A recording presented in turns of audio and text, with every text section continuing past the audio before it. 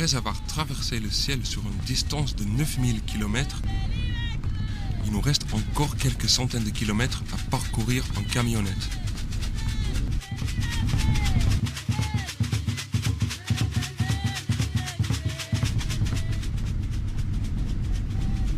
Nous ne venons pas d'arriver dans un autre pays. Nous venons d'entrer dans un autre monde. Ici, on est carrément sur une autre planète. Les routes sont longues, interminables.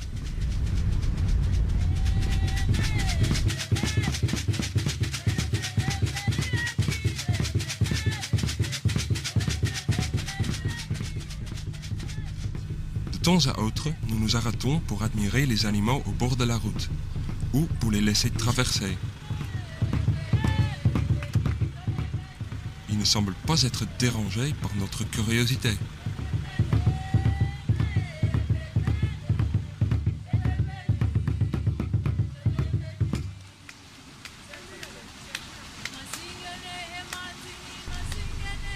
Nous ne sommes pas au bout de nos surprises.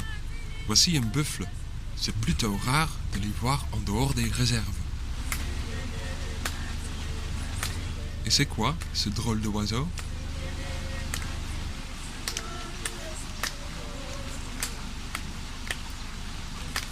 Celui-là, on le connaît.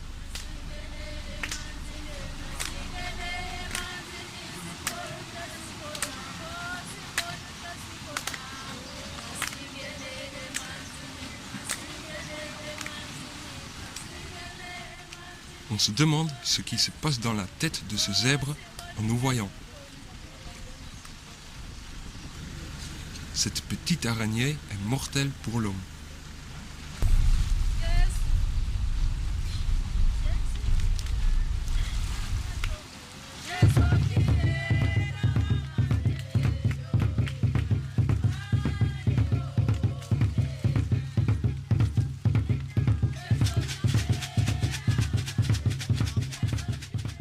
Bien que la route est longue, nous ne voyons pas le temps passer, tellement nous sommes pris par l'observation des décors et les animaux que nous croisons sur notre chemin.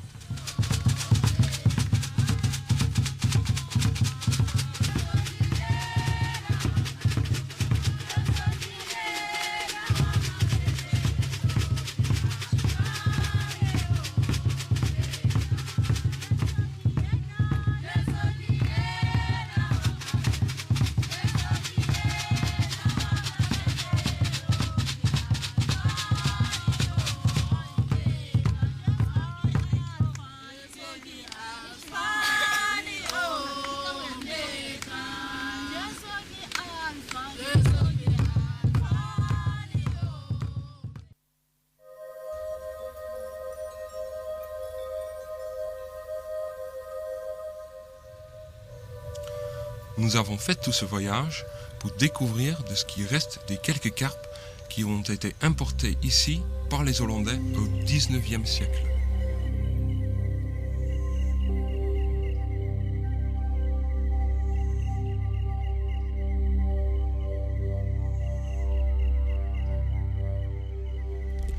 Les photos sur les murs d'un lodge de African Gold nous prouvent que les carpes se plaisent plutôt bien ici.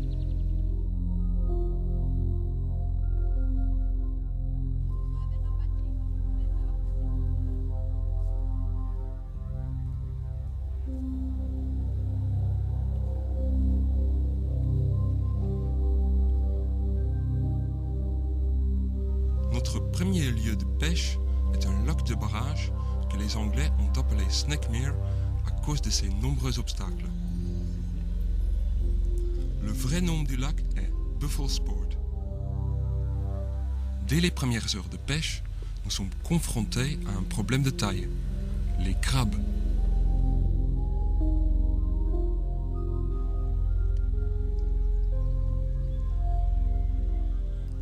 Ces petits monstres adorent nos bouillettes.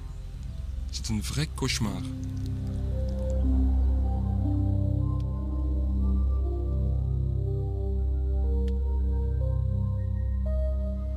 Certains crabes sortent même de l'eau pour venir récupérer les appâts qui sont tombés par terre. À cela s'ajoute un autre problème, pas moins grave et qui se manifeste surtout la nuit. Les silures africains. Ce sont de véritables aspirateurs de bouillettes.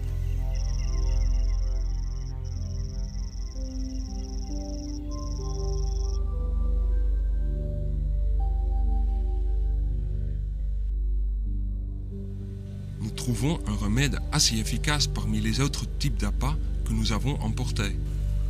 Les noix tigrées.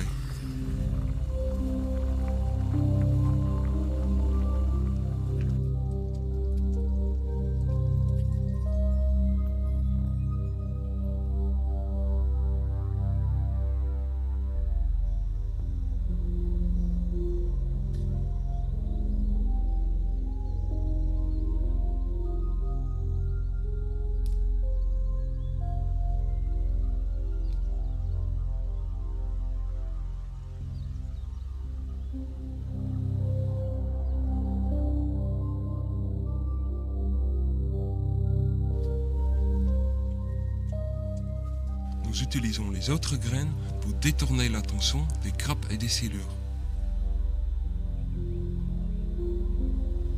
Cela marche, pas à merveille, mais la deuxième nuit produit quand même 2 carpes.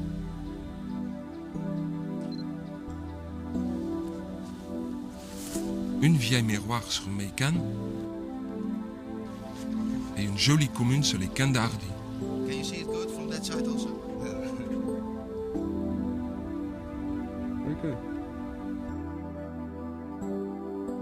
C'est la canicule.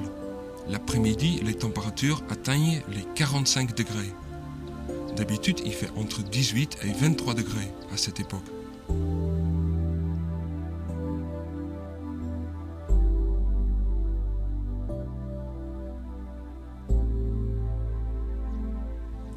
Les carpes sont loin d'être affamées et dans les jours suivants, il faudra insister et essayer plusieurs postes pour prendre quelques carpes de plus. Mais nous n'avons pas à nous plaindre car le carpiste sud-africain qui pêche tous les jours reste bredouille.